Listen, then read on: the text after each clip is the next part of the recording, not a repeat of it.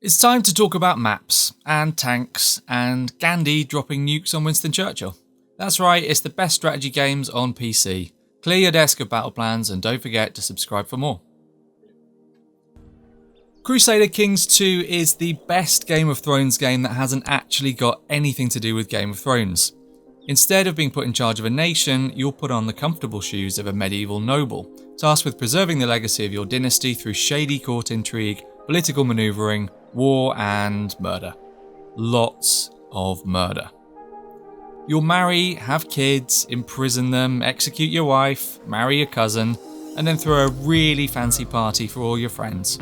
Just keep hoping nobody's poisoned the wine. And in between all that, you'll need to manage your holdings, expand your borders and perhaps even subvert history. Remember that time the Vikings converted to Judaism and set up shop in the Holy Land? Total War's second trip to Japan is also the best the series has ever been. Yes, even better than the original Rome or the fancy new Warhammer version. It's a more thoughtful, focused approach to what's usually a big and sometimes unwieldy series. Shogun 2's smaller map is rich and full of interesting tactical problems, but also more manageable than its siblings. This is very good indeed because it means one more important thing: more battles. And what battles they are too. You'll want to zoom in on the action and admire your samurai warriors tensely dueling their enemies under falling cherry tree blossoms, or being run over by your own cavalry charge. Either way, it looks great. That Dawn of War still manages to stand out amid the 8 billion other Warhammer games is a testament to how fantastic this grimdark RTS remains. In many ways it feels very traditional with lots of base building, turtling and resource management, but it's also a precursor to the likes of Company of Heroes, with Relic experimenting with morale, cover, squads and drastically different factions. There's an intensity underpinning the whole game. It's about pushing forward and capturing and holding territory. All the time, resources become more fleeting, but the war machine constantly needs to be fed. Whether you're in the mood for an epic single-player campaign with unique objectives and even the trappings of an RPG, or a highly competitive multiplayer RTS, StarCraft II has got you covered. Just remember to let your fingers rest every now and again, or you'll never be able to make your parents proud with that high actions per minute rate. You'll probably want to sell your soul to Blizzard and play the expansions too, as they continue the story from different perspectives, but more importantly give you a valid excuse to keep playing. Strap in, you've got leaderboards to conquer. Civilization is the North Star of strategy games, a comforting constant in the dark abyss of existence. Bad day at work, nasty breakup, police catching up with you.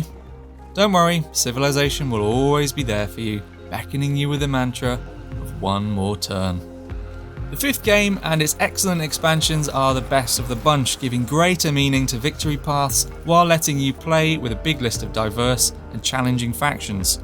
You can conquer the world from one city as Venice, or continue Montezuma's legacy as the big bully of the series. Just make sure not to get on Gandhi's bad side. Endless Legend is a 4X game that blends fantasy and science fiction seamlessly, pitting stranded spacemen against magical dragon people. Varied and gorgeous, it looks almost tangible, like you could reach out and pick one of the elaborate cities up and cradle it in your hands. Don't worry citizens, we won't let the horrible man-eating insects devour you and your families. It's the factions that you'll fall for though. Each is unique, fat with mechanics that create interesting wrinkles and force you to consider new approaches. As horrible flesh-eating insects the necrophage, you won't be able to make any alliances because you hate everyone. As the enigmatic cultists, you can only build one city, so expansion only happens by swallowing up the settlements of your neighbours. And did we mention that there are magical dragon people? A fast-acting cure for anyone suffering from the SimCity blues, City Skylines is a bold, colourful city builder where you'll grow a tiny village into a massive metropolis through zoning, construction, and instituting edicts that cover everything from anti-pollution laws to the legalisation of pot. There's also a game where you can eradicate your city by poisoning the population with poo water, turn it into Atlantis thanks to the poor placement of a dam, or, in the second expansion, Snowfall, freeze everyone to death. All in a day's work for a city manager. And if that's not enough, there are thousands of fantastic mods, adding new buildings, maps, and of course, more roundabouts than you could ever hope to count. Perfect for you tarmac fetishists. Homeworld deserts of Kharak swap space for dunes, and the switch works surprisingly well. Kharak itself, despite being just one giant sandpit, is a tactically intriguing planet-sized battlefield. The addition of terrain and elevation replicates the three-dimensional battles of the previous Homeworld games, with dunes providing cover, hiding spots and high ground from where you can unleash attacks. And it's beautiful. Like space, the desert could have just been one big void, but the ancient ship graveyards, the huge sandstorms, and those gorgeous desert sunsets make Kharak the sort of place you need to visit. XCOM 2 is the perfect sequel. All those things you loved about the first game, the ragtag group of heroes, the devious aliens, the tight tactical battles, they all return. But accompanying them is a long list of improvements and twists that make sure this is not just better than its predecessor, but the greatest game in the series. The battles are devilishly challenging, full of horrific adversaries with tricky, surprising abilities. The biggest new additions are found in the strategy layer. You'll travel all over the world, setting up cells, infiltrating black sites, and hunting for resources so you can field more powerful weapons and tools. It's compelling rather than an afterthought, and should make you feel like you're leading the Rebel Alliance. If you think it's not the size of your army that counts, you haven't been playing enough Ashes of the Singularity. In the war between the post-humans and whatever those other guys are called, it's go big or go home. So, build and never stop building. Churn out those machines, gather them up, and fling them at your foes like a swarm of metal locusts. With lasers. The scale is daunting, but the handy UI and units that work together as a group mean that you won't be facing a micromanagement nightmare. Ashes can be tough, for sure, but it's always the enemy units that you're fighting, not the game.